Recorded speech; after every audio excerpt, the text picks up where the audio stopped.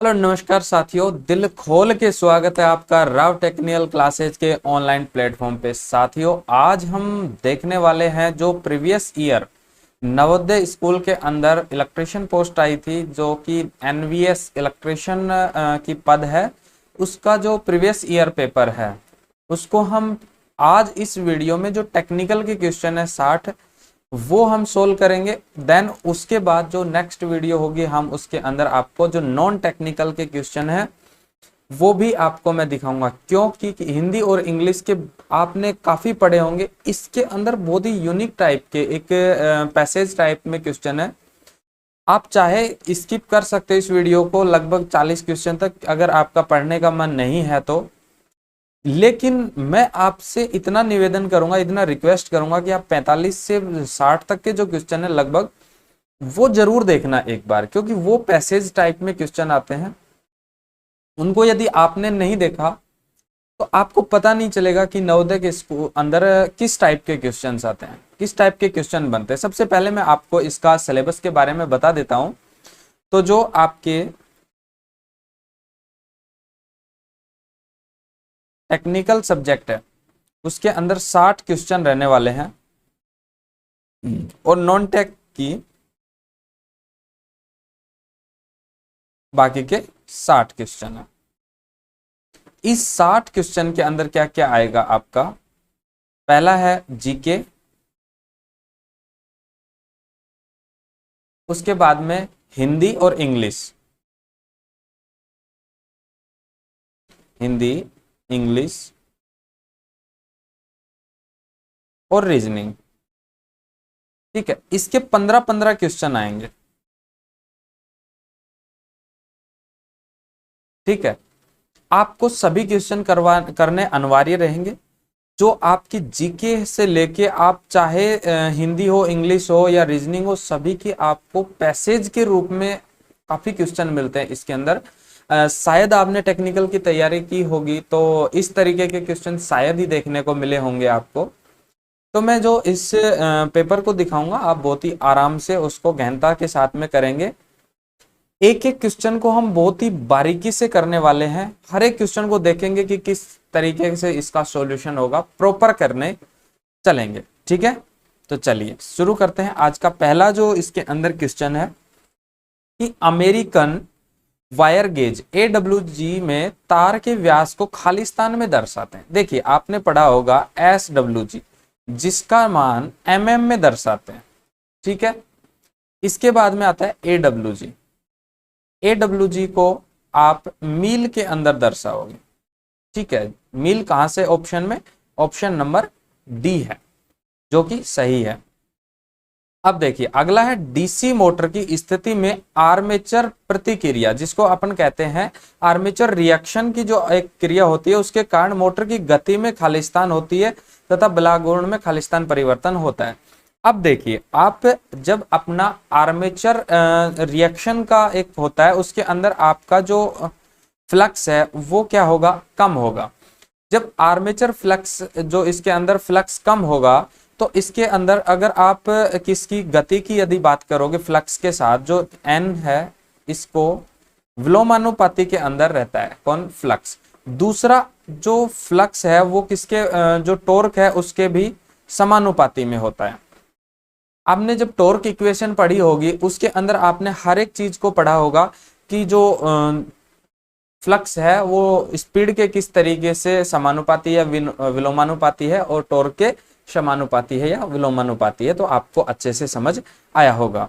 देखिए, अब यदि इसका फ्लक्स कम हो रहा है तो स्पीड क्या होगी? बढ़ेगी। और इसके अंदर फ्लक्स कम होगा तो इसका टॉर्क बढ़ेगा। और यदि हम बात करें स्पीड और टॉर्क की तुलना में तो दोनों एक दूसरे के क्या है? व्युत्क्रमानुपाती हैं। तो क्या है? व्युत्क्रमानुपाती। यदि टॉर्क बढ़ेगा तो स्पीड क्या होगी? घटेगी। और स्पीड टॉर्क क्या होगा?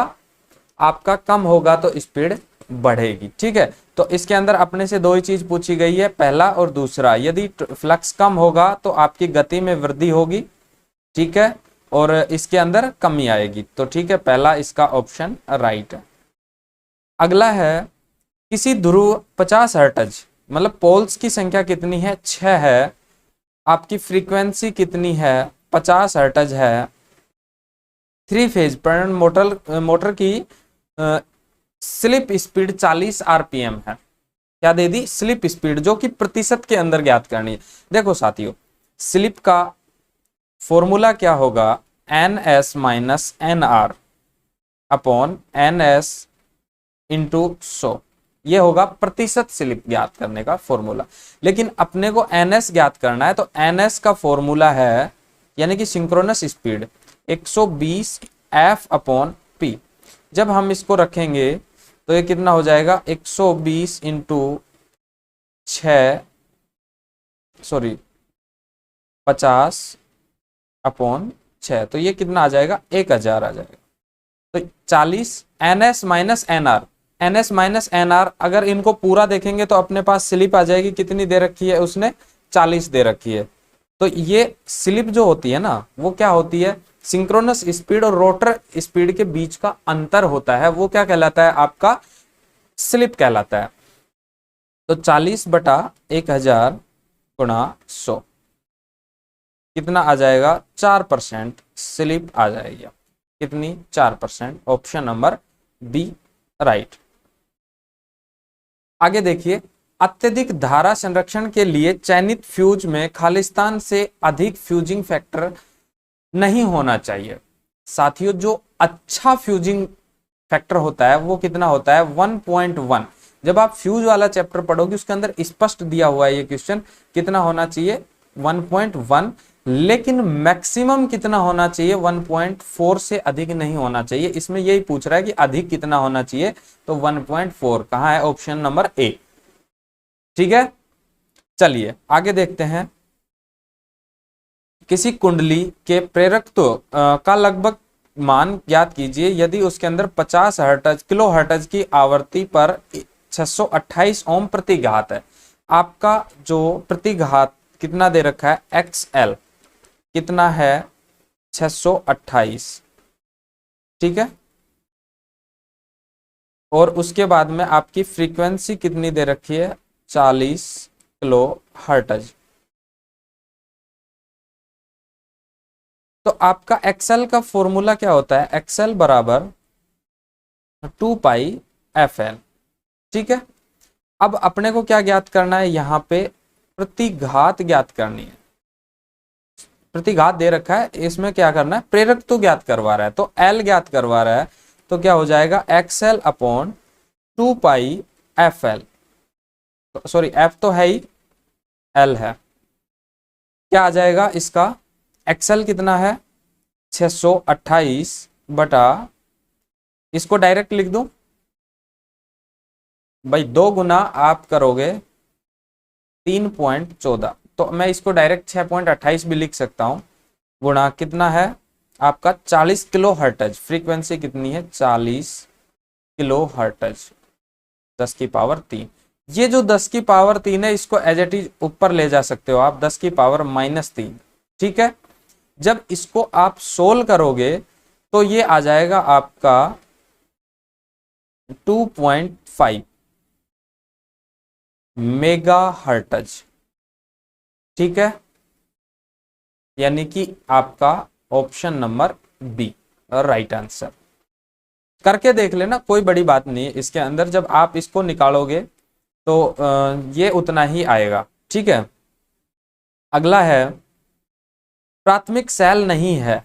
इसने पूछा है कि नहीं है, प्राथमिक सेल नहीं है, तो आपका द्वितीयक सेल कौन कौन सा होता है, देखो, जिंक कार्बन जिंक सेल जो आपका सेल जो छोटा होता है वो होता है, सिल्वर ऑक्साइड सेल जो बटन सेल के टाइप का होता है वो भी आपका प्राइमरी सेल होता है, और उसके बाद पारद सेल, पारद एक लिक्विड होता है, वो पारद सेल आता है, वो भी आपका प्राथमिक सेल।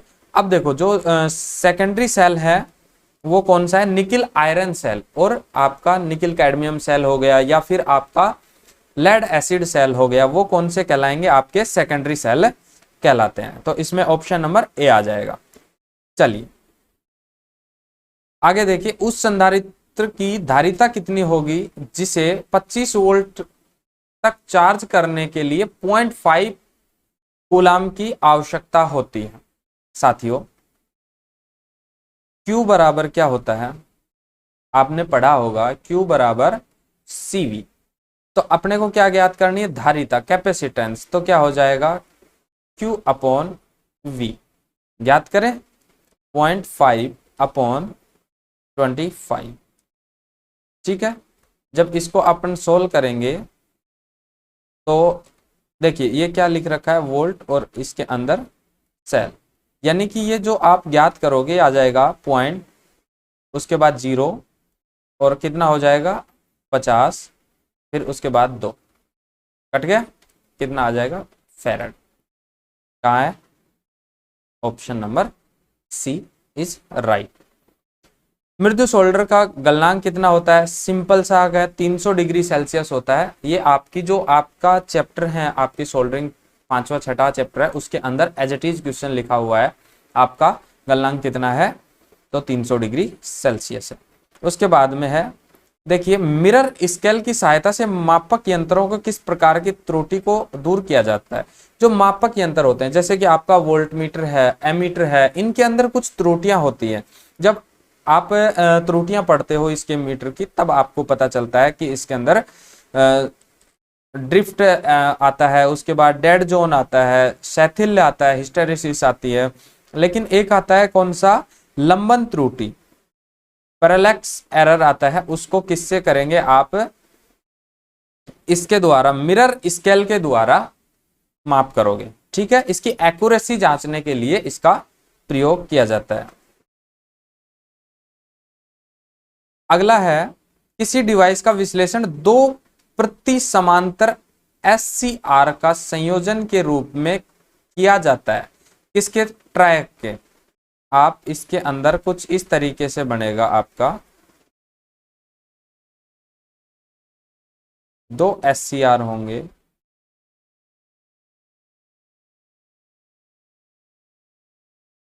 ये एक इसका बनेगा, 2 करके क्या बनेगा, ट्रैक बनाया जाता है। ठीक है, या 2 डायोड का प्रयोग करके भी बना सकते हैं इसको। इसके बाद में है, रीड रिले की स्थिति में संस्पर्श प्रतिरोध को न्यूनतम रखने के लिए कॉन्ट्रैक्ट्स या तो खालिस्तान या फिर खालिस्तान के बने होते हैं। देखिए जो रिले होती है ना, वो बहुत महंगी मिलती है आपको। उसका रीजन एक ही है, जो उसके संपर्कित सिरे हैं, यानी कि उसके कॉन्ट्रैक्टर हैं, वो किसके बनाए जाते हैं, या तो सोने के बनाए जाते हैं, या फिर रोडियम एक पदार्थ होता है उसके बनाए जाते हैं।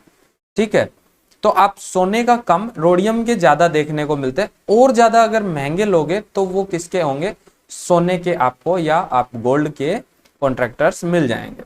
ठीक है, आपको देखना यहाँ पे लिख रखा है तांबा और शीशा। मैक्सिमम स्टूडेंटों ने तांबा और शीशा ही किया है, इस बच्चे ने भी तांबा और शीशा ही किया है, लेकिन ऐसा नहीं है।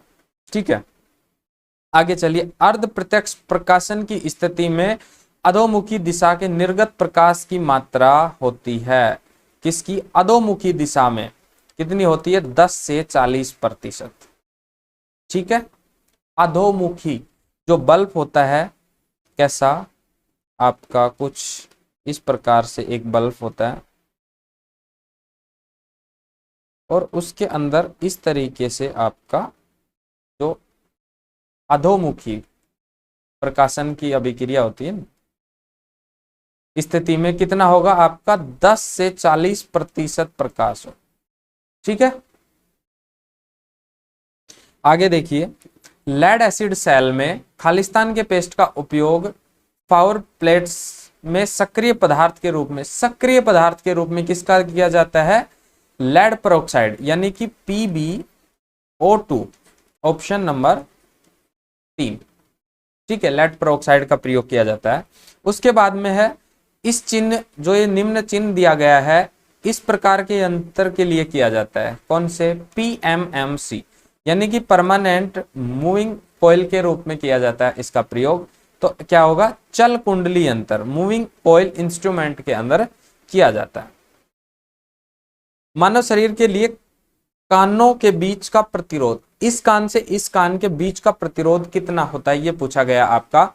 तो साथियों मैं पूरा बता देता हूं इसका, जो बॉडी का आपके नॉर्मल ह्यूमन बॉडी का होता है, वो कितना होता है, 1 किलो ओम या 1000 ओम।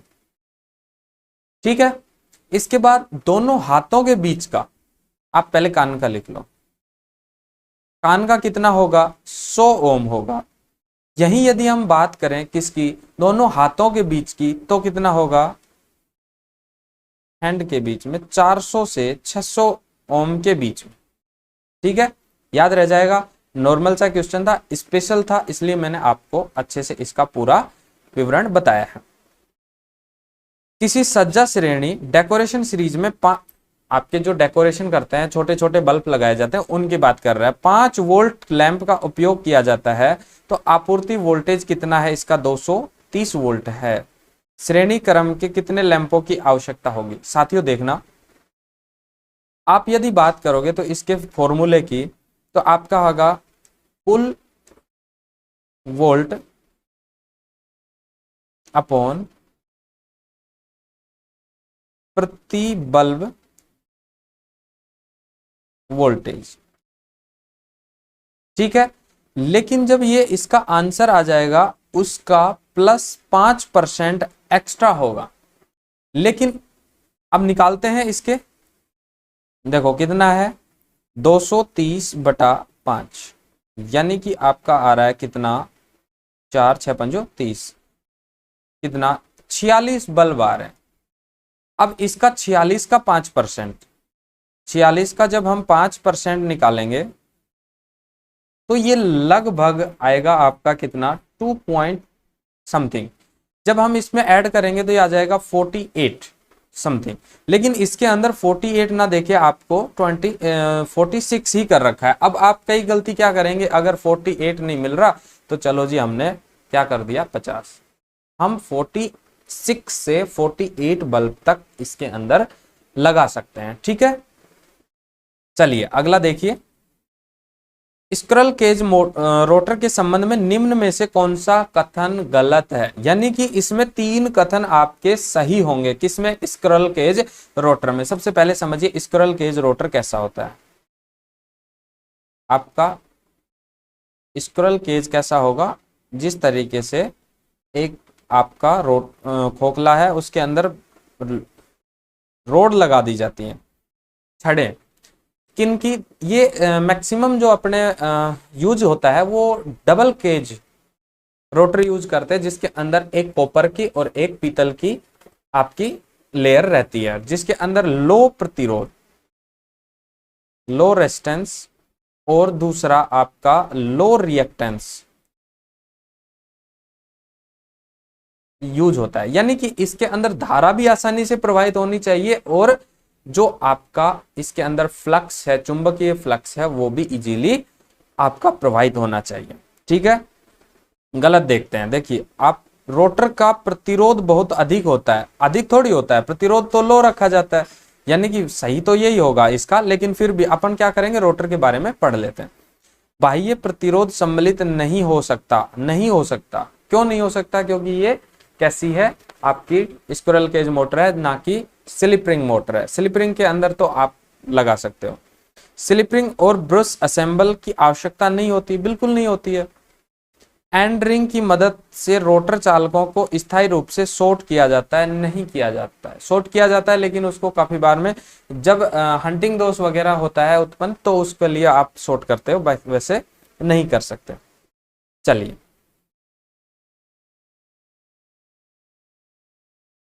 अगला देखते हैं। निम्न में से कौन सी यूनिवर्सल मोटर की एक विशेषता नहीं है। यानी कि 3 विशेषता है, आपको क्या होगा, उसके बारे में इतनी जानकारी होनी चाहिए कि आप एक गलत को पकड़ सको। ठीक है, देखिए उच्च गति होती है सिंक्रोनस। यूनिवर्सल मोटर की सबसे अधिक गति होती है, नॉर्मली अपन पढ़ते हैं जिसमें, जिससे कि मिक्सर ग्राइंडर वगैरह के अंदर आती है। ठीक है, वेट में हल्की होती है। निम्न स्टार्टिंग बलागुण, उसका बलागुण निम्न थोड़ी होता है, उसका बलागुण तो टॉर्क अधिक होता है।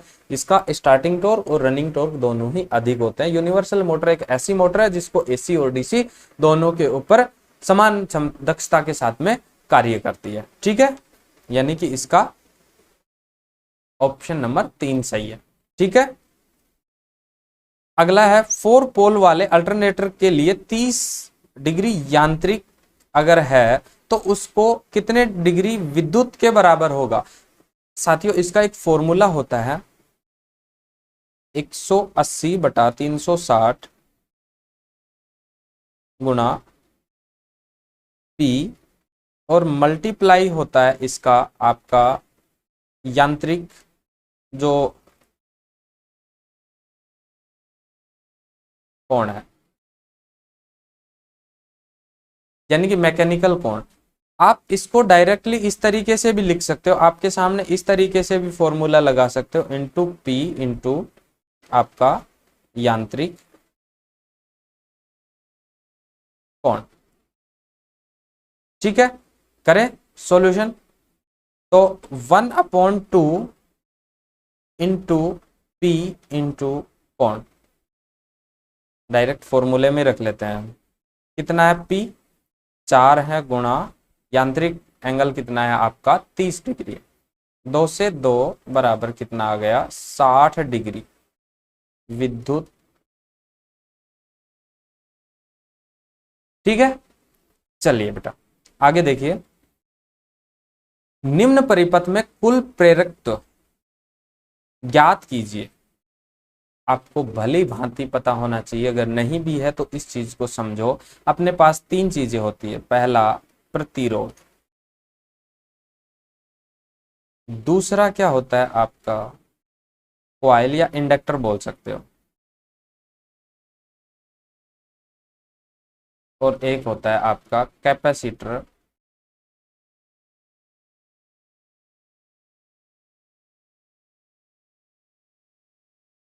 ठीक है, अब इसके अंदर कैपेसिटेंस मान लो जो भी है आपका, एक होता है सीरीज, ठीक है, एक होता है पैरेलल। ठीक है, अब प्रतिरोध को अगर आप सीरीज में जोड़ रहे हो ना तो कैसे होगा, R1 plus R2 dot dot dot जितने भी हैं। इंडक्टर का L1 plus L2 plus dot dot dot, और कैपेसिटर का उल्टा है 1/C plus 1/C2 dot dot. ठीक है, पैरेलल के अंदर एग्जैक्ट उल्टा है 1/R1 plus 1/R2 dot dot dot. ठीक है, L के अंदर 1/L1 प्लस 1/L2, जो भी आगे कितनी भी संख्या हो एज इट इज। लेकिन कैपेसिटर इनका जस्ट उल्टा है, C1 plus C2 plus C3 आगे डॉट डॉट जितने भी हैं।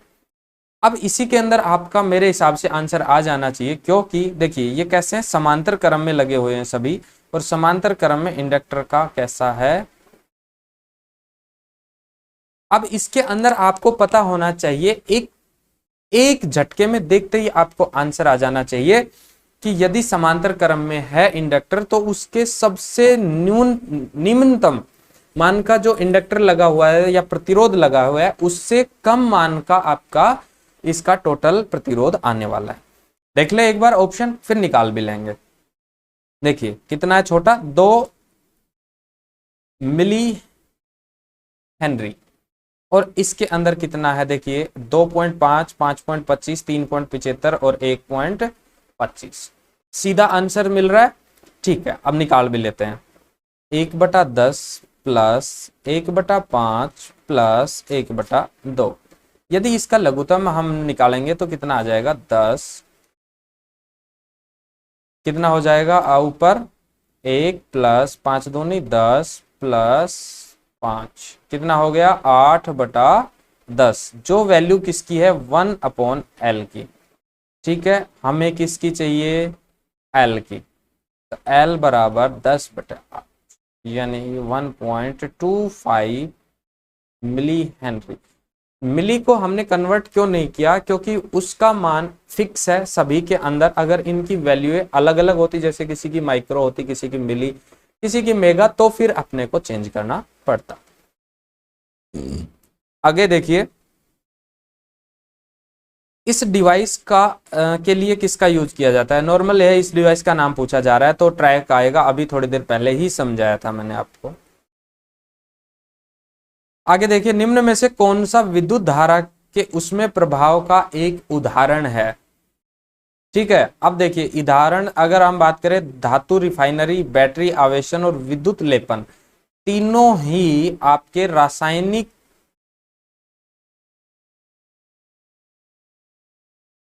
प्रभाव हैं, लेकिन आपका जो विद्युत लेपन है वो कौन सा है, उसमें प्रभाव को दर्शाता। ठीक है, जो आपका बल्ब होता है वो आजकल तो एलईडी आने लग गए, वो दूसरे काम करते हैं, लेकिन जो आपका फिलामेंट बल्ब है वो उसकी बात किया जाता है। लैंप हमेशा वही है कि उसमें प्रभाव पे कार्य करता है। आगे है 29 इलेक्ट्रॉन वाली तांबे की परमाणु की पहली कक्षा में कितने इलेक्ट्रॉन होंगे। देखिए पहली आपको एक फॉर्मूला है इसका 2n और n का स्क्वायर। आपको पहली कक्षा, n क्या है, कक्ष या कक्षा, n बराबर, तो क्या रखोगे 2, n कितना है, एक पहली कक्षा है, इसका स्क्वायर तो कितना आ जाएगा 2, पहला ही ऑप्शन। ठीक है, 2 8 18 36 इस तरीके से इसका चलता है, सीधा फॉर्मूला है। ठीक है, आगे बढ़िए। निम्न चिन्ह का उपयोग खालिस्तान के लिया जाता है, किसके लिए, आपके जो फुटपाथ है, कौन सा, पैदल पथ या आपका होता है। अब आप देखो इसी के अंदर अपन थोड़ा सा पढ़ते हैं कि ये कैसा है, ट्रेंगुलर शेप में है, आपको पता है ये किस तरीके का है, वार्निंग, यानी कि आपको क्या कर रहा है, वार्निंग दे रहा है या सचेतात्मक। ठीक है,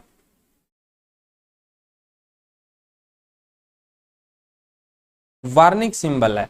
वार्निंग सिंबल की क्या खासियत है, एक तो वो त्रिभुज होगा और ऊपर से जो इसका पृष्ठ होगा वो किस तरीके का होगा, आपका नीले रंग का। ठीक है, और इसके ऊपर जो कलाकृति होती है ना ये वाली, ये कौन सी होगी, ये जो सिंबल बना हुआ है ये काले रंग का या ब्लैक। ठीक है, चले आगे। एडिशन स्क्रू लैंप होल्डर खालिस्तान वाट क्षमता वाले लैंप के अनुशासित होता है।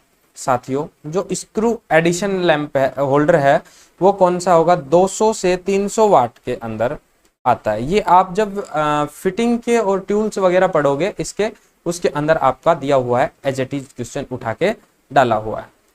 चलिए, आईई नियमों के अनुसार भवनों के प्रयुक्त कम और मध्यम वोल्टेज, देखो इसी में 2 क्वेश्चन बताऊं आपको। कम वोल्टेज कितना होता है 220 या 230 और मध्यम वोल्टेज होता है 650 वोल्ट। इनके अंदर ऊर्ध्वाधर अंतराल कम से कम कितना होना चाहिए, इनके अंदर जो ऊपर से जा रही है, मान लो ये क्रॉस कर रही है लाइन, ठीक है, एक लाइन है उसके ऊपर से दूसरी लाइन आप हाई वोल्टेज की ले जा रहे हो, तो उसके अंदर आपका गैप कितना होना चाहिए, मिनिमम तो आपका 2.5 मीटर गैप होना चाहिए। ठीक है, निम्न में से कौन सी डीसी मोटर का उपयोग बहुत कम किया जाता है। साथियों डीसी मोटर हो चाहे आपका जनरेटर हो, अल्टरनेटर हो, दोनों ही डिफरेंशियल कंपाउंड जो आपकी मोटर है उसका प्रयोग कम से कम किया जाता है। क्यों, क्योंकि जो मोटर होती है उसके ऊपर लोड अगर हम डालते हैं तो उसकी स्पीड पे बुरा इफेक्ट पड़ता है और उसकी स्पीड घट जाती है। तो अपने को तो ऐसी चाहिए कि लोड डाले तो उसकी स्पीड बढ़े, ठीक है, ना कि घटे, घट जाएगी तो वो लोड मान के दब जाएगी। ठीक है, यानी कि इसका differential compound DC motor B option सही है। तुल्यकालिक मोटर में यदि प्रति फेज आर्मेचर प्रतिरोध नगण्य है तो इसका आंतरिक कोण कितना होगा। तुल्यकालिक मोटर में जो कला अंतर है उसका प्रतिरोध यदि घटा दिया जाए, नगण्य कर दिया जाए, तो उसका कितना होगा, आपका 90 डिग्री कोण होता है। कितना होता है, 90 डिग्री कोण होता है, ऑप्शन नंबर 2। आगे चलिए, निम्न में से सत्य या असत्य कथनों का निर्धारण कीजिए। आपको इस चीज के बारे में नॉलेज होना चाहिए, उसके बारे में पूछ रहा है भाई।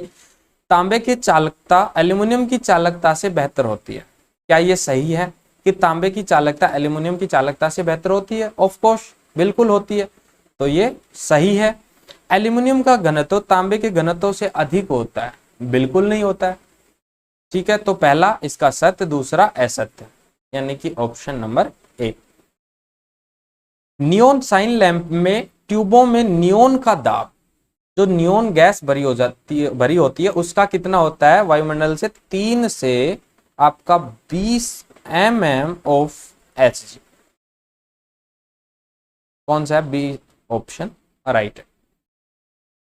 श्रेणी ए वाली आग के लिए अत्यधिक प्रभावी समन कर्मक, यानी कि जो फायर एक्सटिंग्विशर की बात हो रही है वो कौन सा है टाइप ए की में? तो टाइप ए में जल। सबसे पहले देखो ए में क्या क्या आता है? लकड़ी, कोयला, कागज आदि, घास फूस आ गया। फोम टाइप का बी के अंदर किया जाएगा, कार्बन डाइऑक्साइड का सी टाइप के अंदर किया जाएगा। टाइप बी के अंदर कौन सी आती है? द्रवित जो फ्यूल होता है आपका, पेट्रोल हो गया, डीजल हो गया, और ये टाइप सी के अंदर गैस हो गई, और इलेक्ट्रिक जो स्पार्किंग से आग लगती है वो हो गई। जैसे कि किसी स्पार्किंग हुई और आपके बिस्तर वगैरह के अंदर आपकी आग लग गई, तो आप पानी से नहीं हो, क्या पता उसके अंदर स्पार्किंग करंट हो, तो आप उसके अंदर क्या करोगे? कार्बन डाइऑक्साइड का यूज करके बुझाओगे। ठीक है, चलिए अगला देखिए। सल्लम भूमि, जो सैल भूमि होती है, या फिर आप इसको बोल सकते हो पठारी भूमि होती है या पहाड़ी भूमि होती है, उसके अंदर जब पाइप इलेक्ट्रोड का झुकाकर गाड़ा जाए तो ऊर्ध्वाधर, जैसे कि आपकी चट्टाने हैं, बड़ी बड़ी चट्टाने, ये बड़ी बड़ी चट्टान, ठीक है। अब इसके ऊपर आप अगर इस तरीके से ड्रिलिंग करोगे तो आपका पाइप बहुत मुश्किल से जाएगा। इसलिए क्या करते हैं कि कोई जगह देखते हैं कि दो पत्थरों के बीच में जगह है और उसको डाल दिया जाए, ठीक है। अब इसका कितना मैक्सिमम होना चाहिए झुकाव? तो 30 डिग्री से अधिक नहीं होनी चाहिए। अगर 30 डिग्री से अधिक होगा तो फिर ये बराबर सा आ जाएगा, आपकी सरफेस से ऊपर चला जाएगा और ये काम कम करेगा, ठीक है। नेक्स्ट है, छोटी यूनिवर्सल मोटर की दक्षता खालिस्तान के क्रम में होती है। इसकी जो दक्षता होती है किसकी? छोटी यूनिवर्सल मोटर। अगर आप छोटी यूनिवर्सल मोटर लोगे तो उसकी दक्षता आपकी कम से कम होगी, तो कम से कम कितनी? 20 से 30% के समथिंग ही होती है। अगला देखिए, 50 हर्ट्ज फ्रीक्वेंसी आवृत्ति की पर संचालित 12 पोल वाले अल्टरनेटर की तुल्यकालिक गति, तुल्यकालिक यानी कि NS सिंक्रोनस स्पीड का फॉर्मूला क्या है? 120 इंटू एफ अपॉन पी। फॉर्मूले में रखो 120 इंटू आपका 50 है बटा 12, 12 से 12 यानी कि 10 ये हो गया, तो कितना आ जाएगा? 500 आपका RPM पे घूमेगी मोटर। कहाँ है? ऑप्शन नंबर 2 सही है। चलिए, थक गए होगे आज का मोटिवेशनल कोट। माँ तेरे पसीने की हर बूंद को मोती सा चमकाऊंगा और तू सपने बड़े देखना, पूरे करके तेरा शेर शेर नहीं दिखलाएगा। चलिए उसी जुनून के साथ में वापस लग जाइए अपने नेक्स्ट क्वेश्चन पे। निम्न में से सत्य असत्य कथनों का निर्धारण किया जाता है। कीजिए। तुल्यकालिक मोटर की चाल नियंत्रण संभव नहीं है। देखिए, जो आपकी सिंक्रोनस मोटर है उसकी स्पीड स्थिर होती है। इसकी स्पीड को ना तो कम कर सकते ना ही ज्यादा कर सकते। क्यों नहीं कर सकते? ज्यादा तो होती नहीं है, क्योंकि NS स्पीड मैक्सिमम स्पीड होती है, और हमने यदि 95% से कम कर दिया इसको तो ये वैसे बंद हो जाएगी, फिर वापस से स्टार्ट करना पड़ेगा। इसलिए इसका आपको स्थिर कांस्टेंट स्पीड के ऊपर यूज करने के लिए किया जाता है। किसका? तुल्यकालिक मोटर का, यानी कि ऑप्शन नंबर ए जो है वो सत्य है। उसके बाद दूसरा है पॉइंट, तुल्यकालिक मोटर की पश्चगामी के साथ साथ अग्रगामी पावर फैक्टर पर परिचालित हो सकती है। बिल्कुल हो सकती है। क्यों? क्योंकि इसका जो पावर फैक्टर है वो आपका 0.2 अग्रगामी यानी कि लैग से 0.2 लीडिंग तक करता है, ठीक है। ये लैगिंग और लीडिंग, इसका जो पावर फैक्टर होगा वो आपका कुछ इस तरीके से होगा, यानी कि आपका इस तरीके से, यानी कि जो आपका यूनिटी ये होगा ना, ये यहाँ इकाई होगा, या आप नॉर्मल कंडीशन, आपने उल्टा वी कर्व देखा है ना, ये उल्टा वी कर्व है। ये क्या है? IA, और ये क्या है आपका इसके अंदर पावर फैक्टर बोल सकते हो, ठीक है। ये क्या है, नॉर्मल एक्साइट कंडीशन। ठीक है, नॉर्मल एक्साइट कंडीशन के अंदर ये क्या होगा, आपका यूनिटी हो जाएगा। देन उसके बाद यदि हम ओवर एक्साइट कंडीशन में चलाएंगे तो ये अग्रगामी धारा, वो अग्रगामी पावर फैक्टर लेगा, लेकिन धीरे धीरे घटता चला जाएगा। ठीक है, चलिए, किसी श्रेणी आरएलसी परिपथ का अनुनादी रिजोनेंस आवृत्ति कितनी है, 1 मेगाहर्ट्ज, और बैंडविड्थ कितनी है आपकी, 20 किलो हर्ट्ज है। तो इसमें क्यू गुणांक ज्ञात कीजिए। इसके जो क्यू गुणांक ज्ञात करने का फॉर्मूला जो है वो है आपका, इसकी आपकी अनुनादी आवृत्ति, अनुनादी आवृत्ति बटा आपका बैंड विड्थ, बैंड विड्थ आवृत्ति। ठीक है, करे सोल्व, डायरेक्ट रख दो, 1 इंटू मेगा हर्ट्ज 10 की पावर 6 बटा 20 किलो हर्ट्ज 10 की पावर 3, 3 से 3 कट गया तो ये कितना बचा, 10 की 3 बच गई। 10 की 3 यानी कि 1000 में यदि हम 20 का भाग देंगे, 20 पंजू 100, कितना आ गया, 50। कहाँ है आपका ऑप्शन डी। ठीक है, चलिए आगे देखते हैं। किसी प्रेरण परिपथ में 6 ओम का प्रतिरोध है, जिसमें 8 ओम प्रतिघात वाले प्रेरकत्व का परिपथ की प्रतिबाधा इंपीडेंस ज्ञात करो। आपसे क्या ज्ञात करवा रहा है, जेड। आपको दे क्या क्या रखा है, आर की वैल्यू कितनी है, 6 ओम है। उसके बाद में आपका क्या है, एक्स, एक्स की वैल्यू कितनी है, 8 ओम। एक्स की वैल्यू 0 नहीं होती है। चलिए, फॉर्मूला लगाओ, जेड बराबर under root R square plus X square. रख दे, डायरेक्ट रख देता हूँ, 6 का स्क्वायर 36 प्लस 8 का स्क्वायर कितना होता है, 64 बराबर 100 का रूट। ठीक है, कितना हो जाएगा, 10। ऑप्शन देखो, 2 नंबर ऑप्शन। ठीक है, आपको ऑप्शन लास्ट में देखना, पहले अपनी कैलकुलेशन करनी है। और कुछ कुछ क्वेश्चनों में एक बार अपना ऑप्शन भी देख लेना चाहिए। कई बार क्या होता है कि अपने को देखते ही आंसर का पता चल जाता है। ठीक है, एससीआर के संबंध में निम्न में से कौन सा कथन गलत है। अभी अपन ने एससीआर के बारे में थोड़ी देर पहले देखा था। देखिए, कथन गलत है, यानी कि इसके 3 ऑप्शन आपको पता होने चाहिए। इसके बारे में पूरी जानकारी ले रहा है वो। ठीक है, कि रेक्टिफायर के रूप में कार्य किया जा सकता है, बिल्कुल किया जा सकता है। एससीआर चालू बंद होने के बाद गेट सिग्नल जो है वो उसको हटाया जा सकता है, बिल्कुल हटाया जा सकता है। यह 3 टर्मिनल वाली 4 स्तरीय एक दिशीय डिवाइस है, बिल्कुल सही है। किस तरीके का डिवाइस होता है, आपने सिंबल तो देखा होगा, सिंबल तो कुछ इस तरीके का होता है।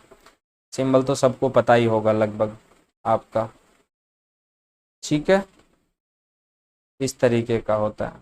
ठीक है, लेकिन ये जो युक्ति है वो किस तरीके की होती है, एक आपकी इस तरीके की युक्ति होती है जिसके अंदर 3 टांगे हैं, ऊपर के साइड में एक हल्का सा छेद रहता है, और ये 1 2 और 3 टांगों वाली रहती है। ठीक है, इस तरीके का एक होता है। अब ये क्या कह रहा है, धारा हमेशा इसकी लैचिंग जो है उससे अधिक होती है, लेकिन बेटा धारा जो इसकी होती है ना, एल जो होती है वो आपकी धारक या होल्डिंग करंट के 1 ज्यादा होती है। ठीक है, यानी कि ये आपका गलत है। तो ऑप्शन नंबर बी इसका राइट आंसर होगा।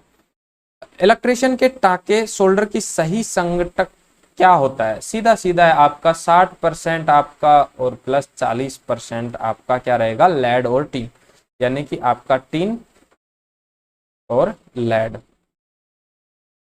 ठीक है, चलिए, क्या 3 नंबर ऑप्शन सही है।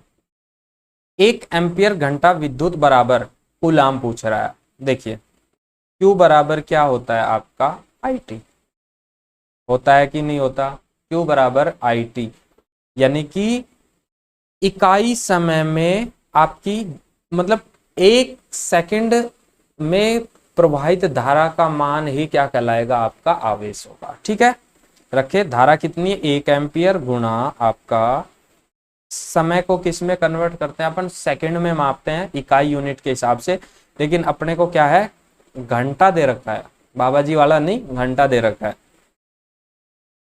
तो 60 गुणा 60 मिनट को करोगे तो कितना हो जाएगा आपका 3600 कूलाम। चलिए बेटा आगे देखिए, निम्न में से कौन सा विद्युत इस्त्री के अपर्याप्त तापन के कारण नहीं हो सकता।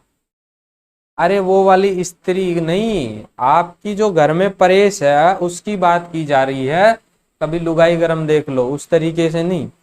क्या होता है, आपकी इस्त्री की अपर्याप्त तापन का कारण नहीं हो सकता। इसमें भी आपके 3 पूछ लिए। देखिए, दोषपूर्ण थर्मोस्टेट यदि आपका प्रॉपर सही नहीं है, उसका काम ठीक से नहीं कर रहा है, अगर वो जल्दी कट आउट कर देता है तो भी आपकी प्रेस ज्यादा गर्म नहीं होगी। निम्न वोल्टेज लो वोल्टेज आएगा तो भी आपका एलिमेंट प्रॉपरली नहीं हीट करेगा। उसके बाद थर्मोस्टेट की गलत सेटिंग, मान लो आपने कर रखा है वूलन पे और आप कपड़े पे कर रहे हो, आपका किसी दूसरे पे, तो वो आपकी प्रॉपर नहीं कर पाएगी। तो आप क्या करोगे, विकृत फ्यूज, ऑप्शन नंबर 4 सही है। विकृत फ्यूज का मतलब है कि उसका फ्यूज उड़ा हुआ है, फ्यूज टूटा हुआ है, फ्यूज खराब है। अगर उसका फ्यूज खराब है तो उसके अंदर विद्युत सप्लाई नहीं जाएगी, विद्युत सप्लाई नहीं जाएगी तो वो गर्म नहीं होगी। ठीक है, देखिए साथियों, 10 एम्पियर का कार्टिज फ्यूज खालिस्तान रंग के साथ में रंग कोडित होता है। मैंने स्पेशल वीडियो बना रखी है, आपने प्रतिरोध की कलर कोडिंग बहुत देखी होगी, फ्यूजिंग की कलर कोडिंग नहीं देखी होगी, तो मैंने आई बटन के अंदर वीडियो को मेंशन कर रखा है, आप उसके ऊपर क्लिक करके जरूर देख लेना। ठीक है क्या, और इसके डिस्क्रिप्शन में भी मैं लिंक डाल दूंगा इसका, तो आप आराम से उसको देख लेना एक बार। देखिए, गुलाबी रंग का जो होता है उसकी कितनी होती है फ्यूजिंग करंट, 4 एम्पियर होती है। नीले की कितनी होती है, 15 एम्पियर होती है। भूरे ब्राउन कलर की कितनी होती है, 7.5 होती है। और लाल रंग की कितनी होती है, 10 होती है। बाकी जितने भी कलर हैं लगभग उनकी मैंने डाल रखी है, आप एक बार उस वीडियो को जरूर देखना, आपके क्वेश्चन गलत नहीं होने। अगला देखते हैं, यदि 200 फेरे, फेरे कौन से, 7 फेरे नहीं, 200 फेरे हैं इसके अंदर, जो कि कुंडली के अंदर होते हैं, मंडप में नहीं, में 2 एम्पियर धारा प्रवाहित हो रही है तो चुंबक तो वाहक बल ज्ञात कीजिए। चुंबक तो वाहक बल, मैग्नेटिक मोटिव फोर्स का फॉर्मूला क्या होगा, इसका मान क्या होगा, एम्पियर टर्न। तो एम्पियर कितना है अपने पास, 2 एम्पियर, और टर्न कितने हैं, 200। ठीक है, 7 फेरे नहीं 200 फेरे हैं इसके अंदर, तो कितने हो जाएंगे, 400 ampere turn. Option number 4 is the right answer. चलिए, डीसी शंट मोटर के लिए यदि आर्मेचर प्रतिक्रिया उपेक्षित तो बलागुण के प्रति आर्मेचर खालिस्तान विशेषताएं हैं। देखिए साथियों, जो आपकी डीसी मोटर है उसके आर्मेचर रिएक्शन के अंदर एक आपका क्या होगा, एक तारो बनेगा, किस टाइप का, इस टाइप का। उसने क्या कहा है, विशेषता होंगी। लेकिन जो आपका क्या क्या पूछ रहा है, बलागुण यानी कि आर्मेचर टॉर्क और आपकी आर्मेचर धारा, इसके बीच में एक कर्व बनता है, यानी कि अपन जितनी धारा को बढ़ाएंगे उतना ही टॉर्क बढ़ेगा। तो इसके अंदर आपका जो किस टाइप का बनेगा, इसके अंदर कलर चेंज कर लेते हैं अपन, कुछ इस तरीके का सीधा वक्र में बनेगा। ठीक है, और ये इस टाइप से आपका, आप जिस भी पॉइंट पे कर निकालना चाहोगे उस पॉइंट पे ये आपका समांतर बनेगा। यानी कि आपका मूल बिंदु से गुजरने वाली सीधी रेखा, मूल बिंदु क्या है, 0 है आपका दोनों साइड से, वहां से निकलने वाली सीधी जो रेखा है वो है। ठीक है, ऑप्शन नंबर 4 सही है। चलिए अगला देखते हैं, निम्न में से कौन सी मोटर वॉशिंग मशीन के अत्यधिक उपयोग में ली जाने वाली मोटर है। अत्यधिक पूछा जा रहा है। देखिए, डीसी मोटर का प्रयोग कभी नहीं करते हैं किसके अंदर, आपकी वॉशिंग मशीन में। तो इसके अंदर ऑप्शन नंबर ए गलत हो गया, दूसरा गलत हो गया, सॉरी तीसरा गलत हो गया। और सिंक्रोनस मोटर का करते नहीं है, क्यों नहीं करते हैं कि उसकी स्पीड बहुत ज्यादा है, उसका टॉर्क भी ज्यादा है, इसलिए इसका प्रयोग करेंगे। कैपेसिटर स्टार्ट स्क्विरल केज प्रेरण मोटर का प्रयोग करते हैं। चलिए अब साथियों यहां से बड़े ही विचित्र क्वेश्चन है बड़े इजी, लेकिन विचित्र क्यों बोल रहा हूं कि पैसेज के रूप में दिए गए हैं, आपने आज तक नहीं पढ़े होंगे, क्योंकि 120 के लिए आपको 120 क्वेश्चनों के लिए 2.5 घंटे का टाइम दिया जा रहा है। 2.30 इसके लिए 120 क्वेश्चनों के लिए आपको, ठीक है, वो यूं ही नहीं दे रही है, वो आपका निचोड़ लेगी, ठीक है। समिति भी बड़ी तेज है। वेव वाइंडिंग, आप इस चीज को देखो, ये जो वाइंडिंग है ये कौन सी है, आपकी रिग्रेसिव है, ठीक है, रिग्रेसिव वाइंडिंग है, प्रोग्रेसिव या आपकी लैप वगैरह नहीं है, ठीक है। अब ये क्या कह रहा है कि तरंग वाइंड में निम्न में से कौन सा कथन सही है। देखिए औसत पिच समपूरक होना, ये इसका सही आंसर है, ठीक है।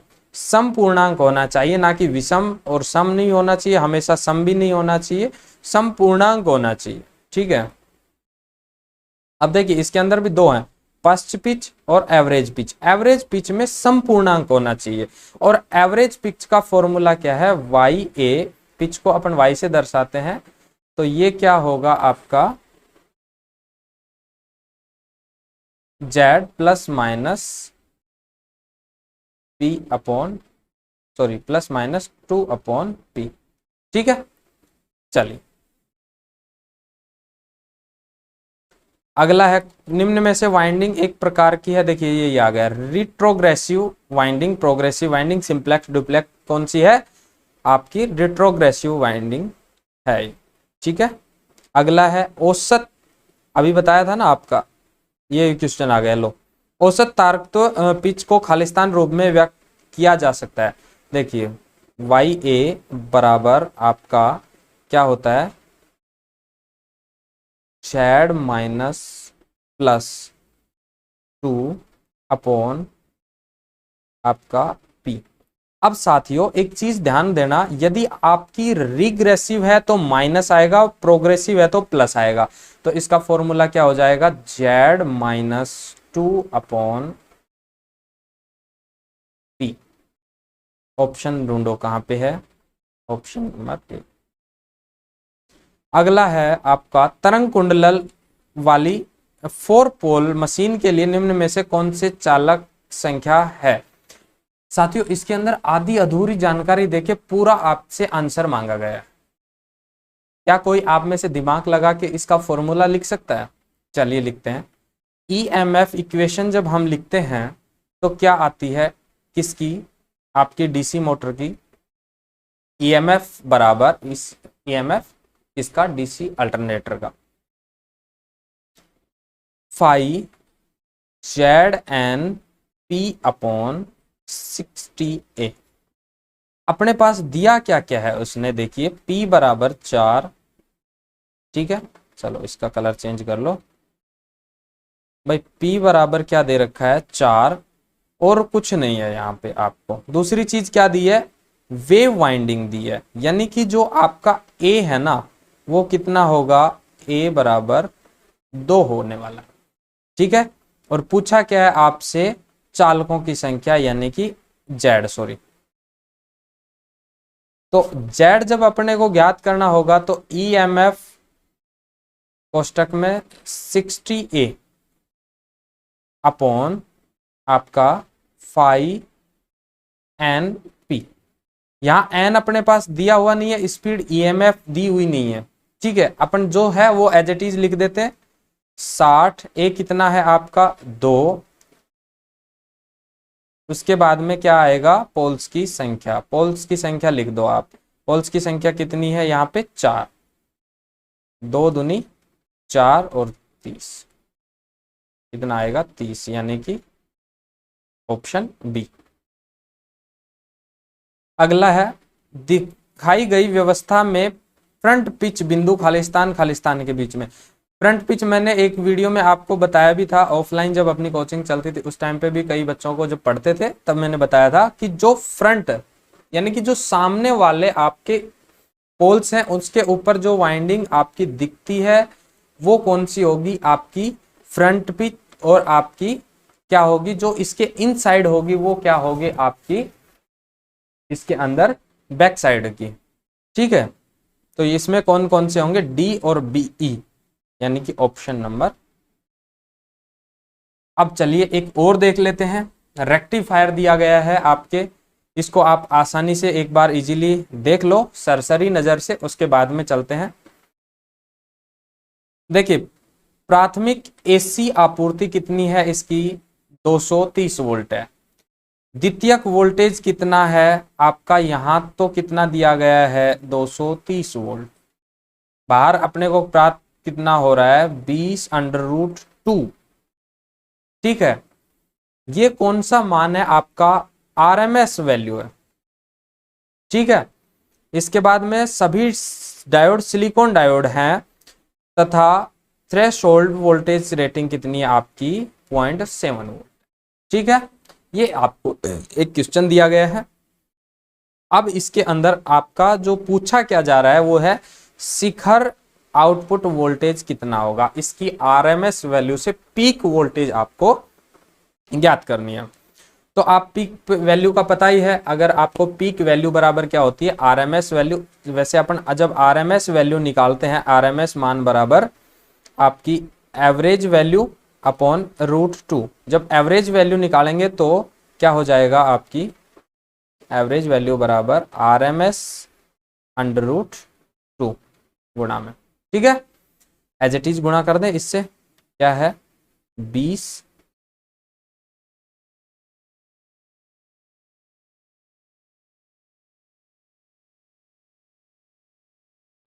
गुणा √2 इंटू √2। जब 2 को अंडर रूट करेंगे तो कितना हो जाएगा 20 गुणा 2। ठीक है, कितना आ जाएगा 40। अभी आपका आंसर 40 नहीं देना है। एक चीज हमेशा याद रखना, ये क्या कह रहा है कि डायोड सिलिकॉन डायोड है और वो कितना है, इसका 0.7 वोल्ट ड्रॉप कर रहे हैं। लेकिन आपका जब एक वेव के अंदर क्या होगा, दो डायोड काम करेंगे तो आपको क्या करना है, इसकी दो वैल्यू घटा देनी है। यानी कि आपकी 7.7 और 0.7 कितना हो जाएगा आपका 1 आपको 4 घटा देना है, ये कितना आ जाएगा 38.6 वोल्ट आ जाएगा। यानी कि ऑप्शन नंबर 1 सही है। चलिए अगला देखते हैं, क्वेश्चन सेम है। अगला दे रखा है कि प्रत्येक डायोड की पीआईवी रेटिंग क्या है। पीआईवी की फुल फॉर्म होती है पीक इनवर्स वैल्यू। ठीक है, पीक इनवर्स वैल्यू पूछ रहा है। देखिए पीक इनवर्स वैल्यू क्या होगी आपकी, एक की आपने ये ज्ञात कर लिया था, कितना था पीक वैल्यू 40 आई थी इसकी। अब उसको बार बार निकालने से तो कोई मतलब नहीं है, अपन ने निकाल दी थी पीक वैल्यू, इनवर्स वैल्यू कितनी है आपकी, इसकी 40 है। अब आपको एक डायोड की ज्ञात करनी है, सिर्फ एक की, तो इसके अंदर से 0.7 घटा देना, कितना 0.7, कितना आ जाएगा 39.3। कहाँ है 39.3। ठीक है, चलो अगला देखिए, एसी आपूर्ति के ऋणात्मक अर्धचक्र के दौरान कौन सा डायोड चालित होंगे। आपका इधर पॉजिटिव है, इधर आपके नेगेटिव है। जब आप ऋणात्मक की तरफ से, देखिए क्या कह रहा है, ऋणात्मक अर्धचक्र की तरफ से चलोगे तो ये कैसा होगा आपका, इस तरीके से चक्कर बनने वाला। ठीक है, तो कौन सा होगा पहले, D2 और D4। D2 और D4 कहां पे है, देखो ऑप्शन नंबर 4। अगला क्या दे रखा है, देखिए ये क्या, इसको क्या कहेंगे अपन, दिष्टकारी भी तो बोलते हैं, यानी कि रेक्टिफायर। कौन सा है, चलिए अगला है, चारों डायोड की स्थिति को रिवर्स कर दिया जाए। यानी कि जो ये आपके डायोड हैं इनको मैं इस तरीके से कर दूं, इनको कैसे बना दूं मैं, कुछ इस तरीके से बना दूं। हर एक को। जैसे ये है तो इसको भी हम इस तरीके से बना देंगे, ठीक है। ऐसे इन दोनों को भी इनका रिवर्स कर देंगे तो सीधी सी बात है, इनका जो पोलरिटी है, इनकी जो ध्रुवता है वो उल्टी हो जाएगी। ऑप्शन नंबर देखिए, ध्रुवता व्युत्क्रम हो जाएगी।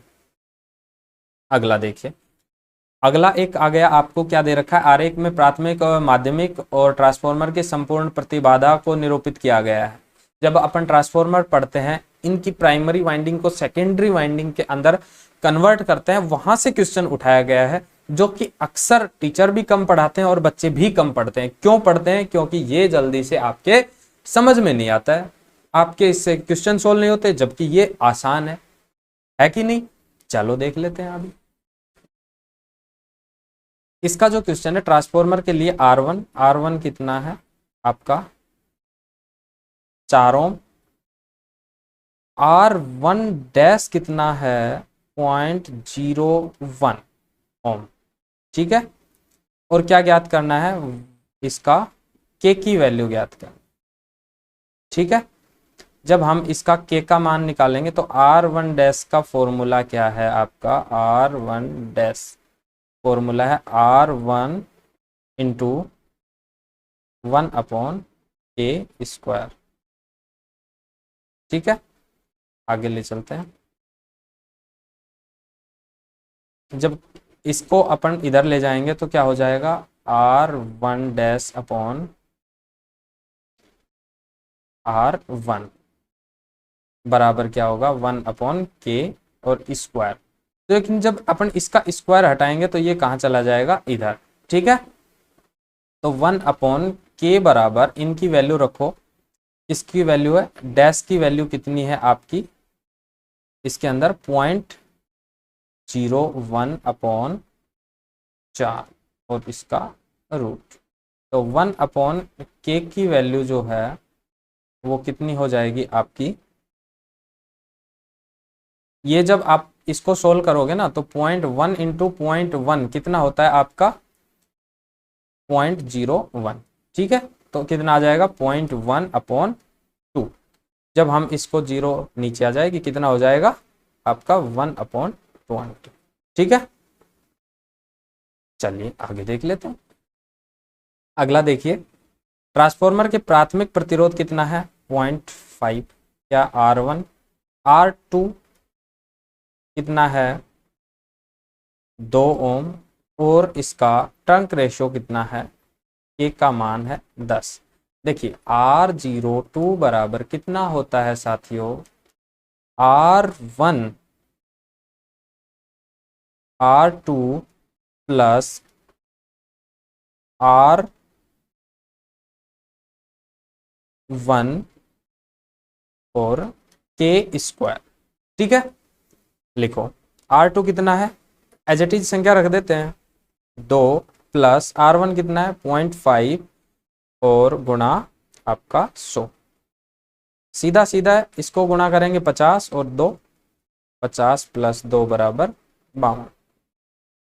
ऑप्शन नंबर ए सही। चलिए अगला देखते हैं। ट्रांसफार्मर के लिए X1 कितना है आपका 5.2, X2 की वैल्यू कितनी दे रखी है बराबर 0.015। यदि फेरो का अनुपात कितना है, K का वैल्यू है 1/20, तो X01 की वैल्यू ज्ञात करनी है। क्या X01 क्या हो जाएगा साथियों, X01 आपका X, वो तो एक ही बात है, दोनों का फॉर्मूला सेम है। तो X1 प्लस X2 अपॉन कितना हो जाएगा ये K का स्क्वायर। संख्या लिख दें इसके अंदर एज इट इज। X1 का मान कितना है 5.2 प्लस X2 की वैल्यू कितनी है 0.015 बटा आपका कितना है, केक का वैल्यू 1/400। एज इट इज 20 का स्क्वायर आप करोगे तो 400 चला जाएगा ऊपर गुणा में, तो कितना हो जाएगा ये 5.2 प्लस कोष्टक में 0.15 इंटू 400। ठीक है, जब अपन इसको करेंगे तो 2 जीरो से ये जीरो था यहाँ पे एक और, तो ये आ जाएगा 1.15। जब अपन इसको करेंगे मल्टीपल तो ये कितना आ जाएगा 6.0। ठीक है, जब 6.0 को अपन 5.2 में ऐड करेंगे तो कितना आ जाएगा 11.2। चलिए अगला देखिए, प्राथमिक से संबंधित ट्रांसफॉर्मर की संपूर्ण प्रतिबाधा के लिए निम्न में से कौन सा व्यंजक सही है। Z01 बराबर होता है बेटा आपका R01 का स्क्वायर प्लस X01 का स्क्वायर, और यदि यहाँ 2 होता तो यहाँ पे R02 का स्क्वायर X02 का स्क्वायर। देख लो ऑप्शन में आपका ये ऑप्शन सही। चलिए अगला देखते हैं, यदि के परिणाम अनुपात ट्रांसफॉर्मेशन रेशियो है तो R2 डैश का मान ज्ञात करो। R2 डैश बराबर अपन ने अभी थोड़ी देर पहले पढ़ा था R2 अपॉन क्या हो जाएगा के स्क्वायर, ये आपका फॉर्मूला जो कि। साथियों आज के लिए इतना ही, चैनल को सब्सक्राइब कर लीजिए ताकि हम जो भी वीडियो लेके आएंगे वो आपको जल्दी से जल्दी पहुंच जाए। हम जुलाई के अंदर आपका संबंधित एनवीएस के रिगार्डिंग बैच स्टार्ट करेंगे, तो सभी जुड़े रहिए क्योंकि अभी हमें थोड़ा काम में बिजी रहना पड़ता है, इस वजह से बैच स्टार्ट नहीं कर पा रहे हैं हम। तो चलिए अगले सेशन में मिलते हैं आपसे नॉन टीचिंग या नॉन टेक्निकल के क्वेश्चनों के साथ। धन्यवाद।